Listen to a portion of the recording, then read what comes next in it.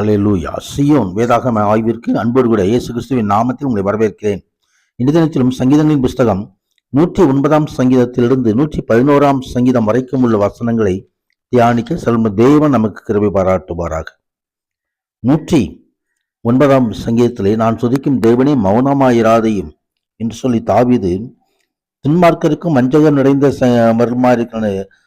அவர்கள் நியாயத்திற்கு தண்டிக்கும்படி தேவனை நோக்கி இந்த சங்கீதம் முறையிடுகிறது. தங்கள் சுயநலத்துக்காக மற்றவர்களுக்கு தீங்கிழைத்த பயங்கரமான குற்றவாளிகளுக்கு அவர்களுக்குள்ள நீதியின் தண்டனை செய்யப்பட வேண்டும். அதற்காக தாவீது ஆண்டவர் சமூகத்தில் விண்ணப்பம் செய்கிறார். மகிமை உண்டாவதாக. பிரமாணத்துக்கு கீழ்ப்படியாதவர்களை தடுத்து நிறுத்த சமுதாயத்தை தடை விதிப்பதற்கும் ஒரே வழியாயிருக்க எல்லா பொல்லாப்பையும் அழித்து பூமியின் மீது அரசாளுவதற்கு தன் குமாரனாய் இயேசு கிறிஸ்துவை தேவன் மறுபடியும் அனுப்பும் போதுதான் அந்த நியாய தீர்ப்பு வெளிப்படுகிறது. மகிமை உண்டாவதாக. இங்கே தொடர்ந்து 110வது சங்கீதத்திலே, கர்த்தரின் ஆண்டவரை நோக்கி, நான் உம்முடைய சத்துருக்களை உமக்கு பாதப்படியாக்கப்படும் வரைக்கும் நீர் என்னுடைய வலது பார்சத்திலே உட்காரும் என்று சொல்லி இங்கே இயேசு கிறிஸ்துவை குறித்ததான ஒரு சத்தியத்தை அங்கு வெளிப்படுத்தப்பட்டிருக்கிறது.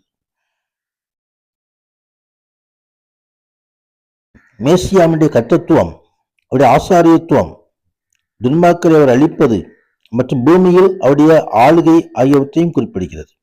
இயேசு கிறிஸ்துவை குறித்து தெளிவாக இந்த தீர்க்கதரிசனம் உரைக்கிறது. பொதுப்பாட்டில் இந்த சங்கீதம் 7 முறை மேற்கோள் காட்டப்பட்டிருக்கிறது. தொடர்ந்து அந்த இயேசு கிறிஸ்துவானவர் தேவன் என்பதை அங்கே உரிமை கொண்டாடுவதற்கு இங்கே மத்தேயு 22ஆம் அதிகாரம் 44வது வசனத்தில் உள்ளபடி இங்கே சத்துருக்கள் பாதப்படியபடி நீர் வலது பார்சத்தில் உட்காரும். இயேசு கிறிஸ்துவானவர் பிதாவுடைய வலது பார்சத்தில் இருந்து நமக்காக விண்ணப்பம் பண்ணி கொண்டிருக்கிறார்.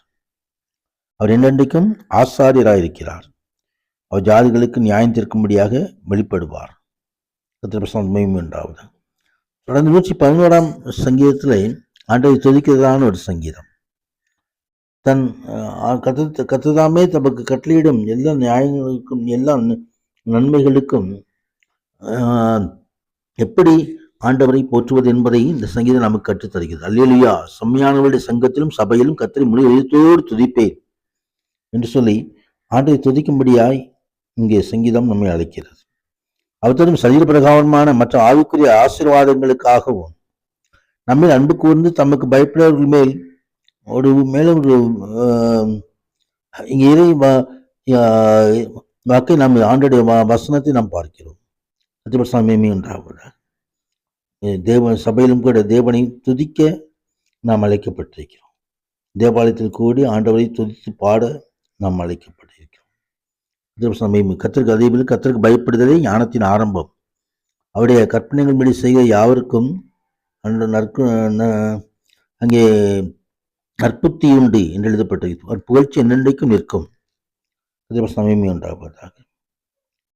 உன்னதரான தேவன் தாமே இந்த வாக்கியங்கள் எல்லாம் வாசித்து நம்ம வாழ்க்கையிலே மகிமையான ஆசீர்வாதங்களை பெற்றுக்கொள்ள அவர் தாமே நடத்துவாராக. பரிசுத்த நாமத்துக்கு மகிமை உண்டாவதாக.